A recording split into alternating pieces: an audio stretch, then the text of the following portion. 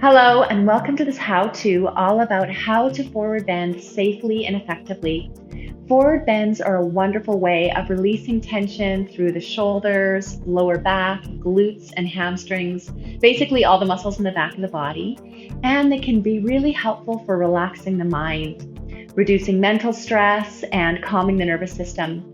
However, it's important to practice forward bends with awareness and care so that we're not overstretching any muscles or putting the spine into any vulnerable positions. In this how-to, I'm going to be guiding you through several different exercises and stretches that will allow you to feel how your body moves best and how to focus on stretching different parts of the back body so that when we put it all together into postures like this, your forward bend is totally balanced, with no one part of the body receiving too much or too little stress.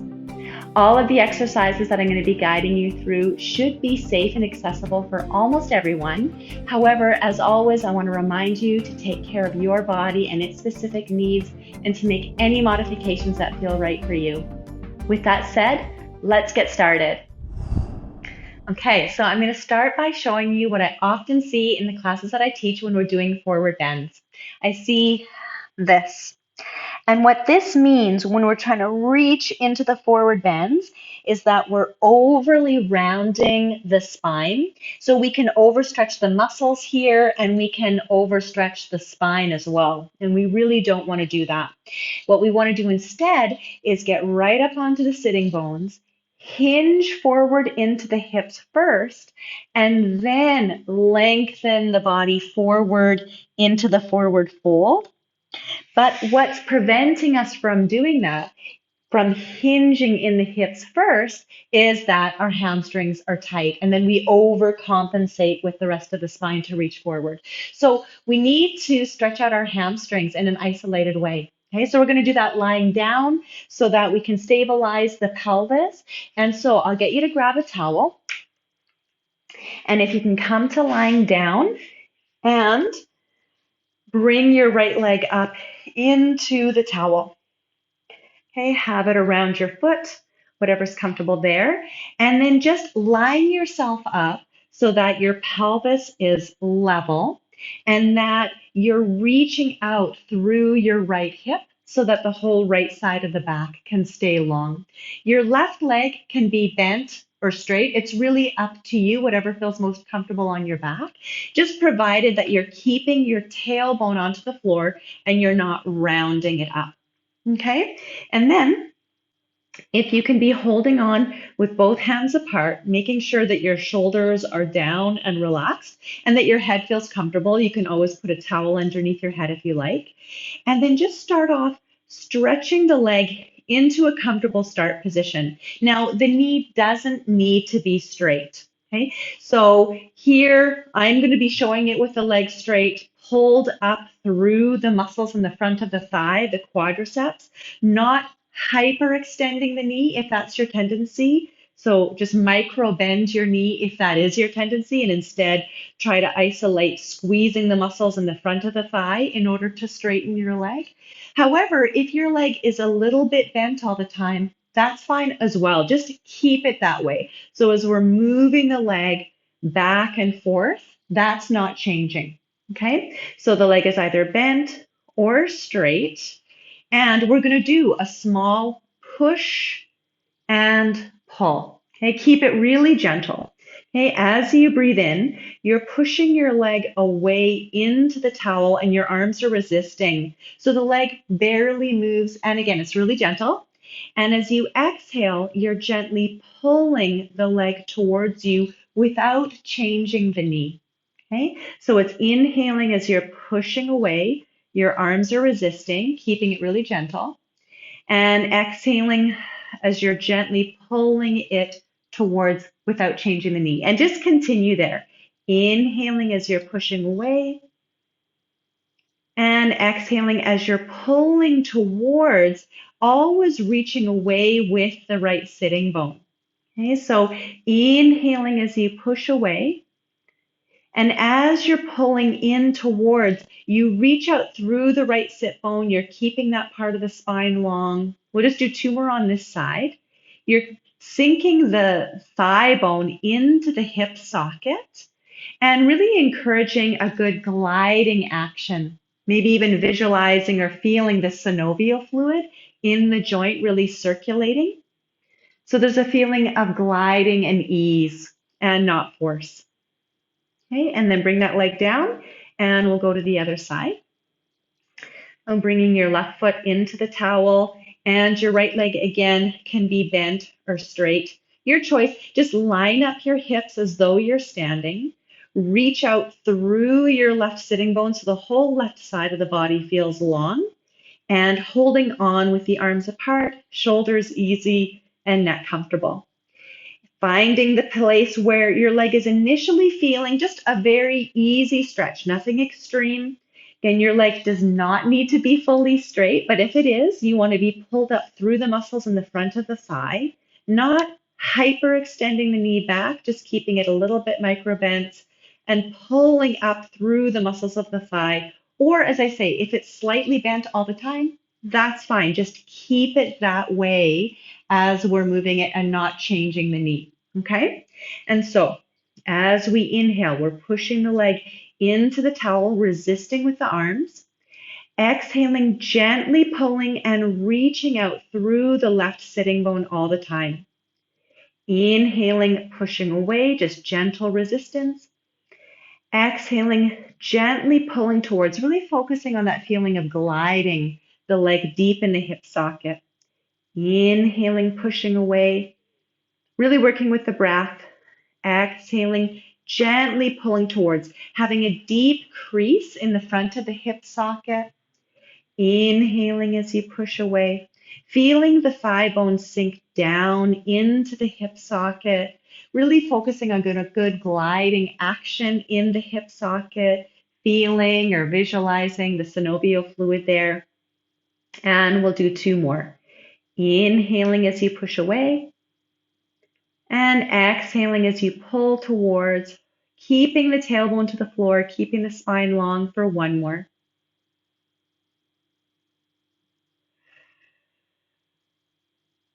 And beautiful work.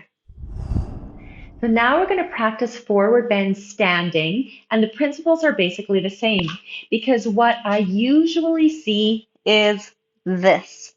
Okay, where again, the spine is overly rounded, the muscles could become strained here in this overly rounded position, so could the spine, and the weight is back on the heels with the knees hyperextended instead of being able to hinge in the hips and lengthen the spine into a forward bend. And what this means is that we often need to bend the knees so that we can stretch into the belly of the muscles, of the hamstrings, instead of straightening the legs and pushing back and stretching into the joint. We never want to feel a stretch into the joint. We want to feel it in the belly of the muscle, and we want to be able to hinge into the hips. And we can really generally only do that when we have the legs a little bit bent instead of pushing this way. Okay, so I'll get you to come and join me here. And it's great if you can be able to have your hands resting on something. And so if you can't have your fingertips onto the floor, you can always use books or yoga blocks or anything like that. Have your feet hip distance apart. And start off with your feet pointing straight ahead and your knees a little bit bent, and let the upper body relax over the legs, and we'll stay here. Okay, and just letting yourself breathe and enjoy the stretch. And just being able to feel you have a deep hinge in your hip socket. And you can see my spine is still rounded forward, but it's not overly rounded. It's really balanced through the whole body. And you can feel the stretch into the belly of the muscles in the back of the thighs and not into the back of the knees. You want the back of the neck relaxed so you can feel the weight of the head. From here, really gently, we're exhaling as you stretch the knees just slightly and inhaling as they bend. Okay, so the knees don't need to ever straighten. You're exhaling as they slightly stretch and inhaling as they bend. keeping the stomach and the thighs quite close together, keeping that deep hinge in the hip. Exhaling as you're reaching your sitting bones up towards the ceiling, and inhaling as you bend, focusing more on that, on reaching your hips up rather than pushing your knees back. Okay, just doing one more here, exhaling as you stretch and inhaling as you bend. And then we'll take it into a 4-step dynamic flow just to involve more of the spine.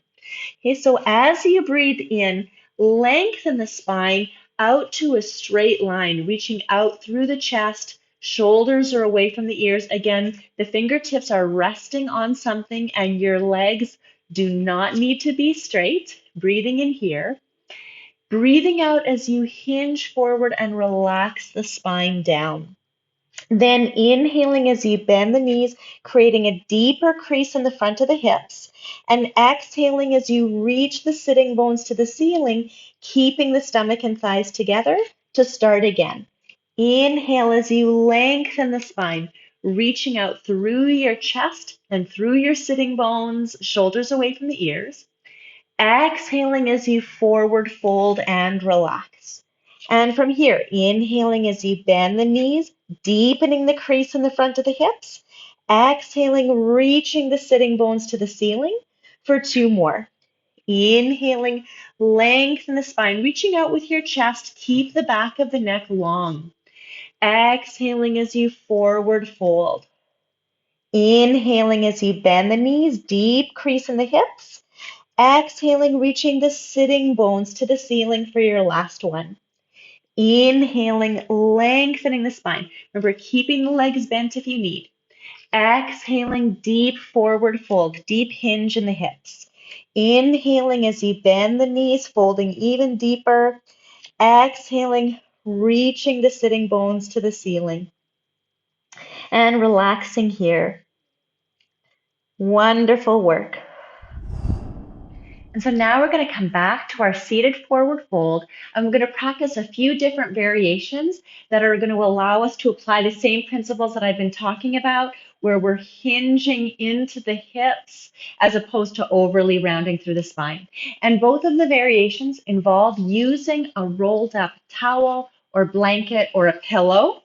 And the first version will have it underneath your knees. And this allows the hamstrings to relax so that we can rock up onto the sitting bones. Okay, so if you can get yourself into position, having the legs fairly close together, and try to find this place where you can rock up onto the sitting bones. And we're going to do 2 versions of this. The first version is if you can let the spine hinge forward, just in your comfort zone. It might be really small. Let that be. And then if you can let your hands rest down and aim to have the spine stay straight. So pull your shoulders down and almost have the feeling of dragging yourself forward, leading out with your chest, leading out with the crown of your head, and lengthening back through your sitting bones, and just breathing here.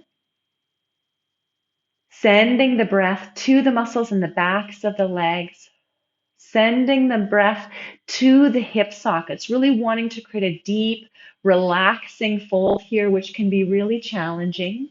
So sending your breath, sending your relaxing intentions here. And in the second phase, we're going to keep this hinge in the hips, but we're going to allow the upper body to relax forward over the legs.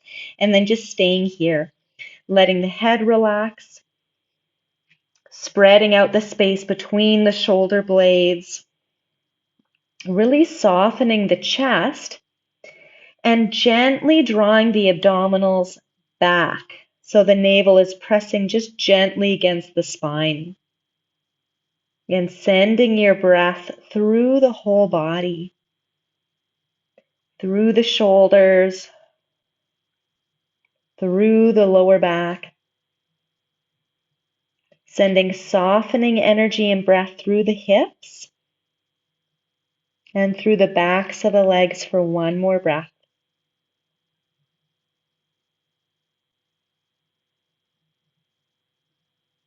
And then peel yourself up. Okay, and then the next version that we'll do is we'll use the towel or the pillow or the blanket to sit on. Okay, and this might feel better for you, okay, where you're able to be a little more up onto your sitting bones. So if this version feels better for you, you can do this instead. The only thing with this version is that it's really easy to let the knees hyperextend.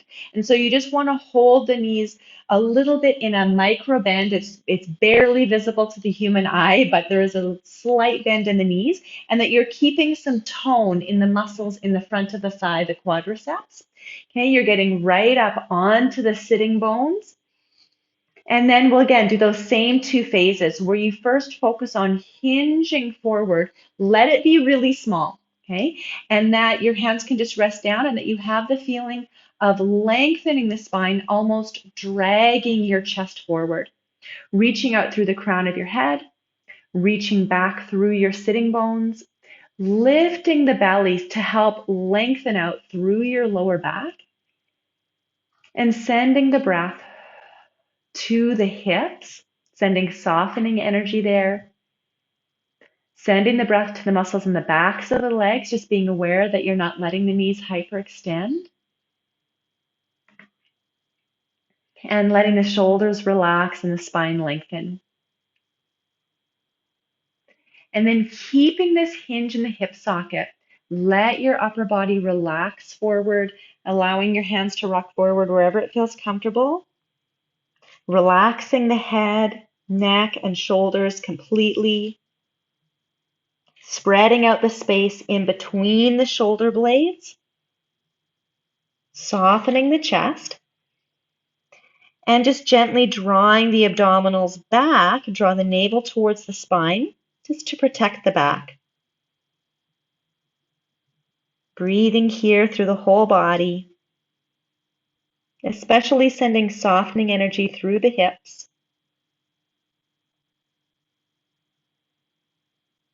And taking one more breath here.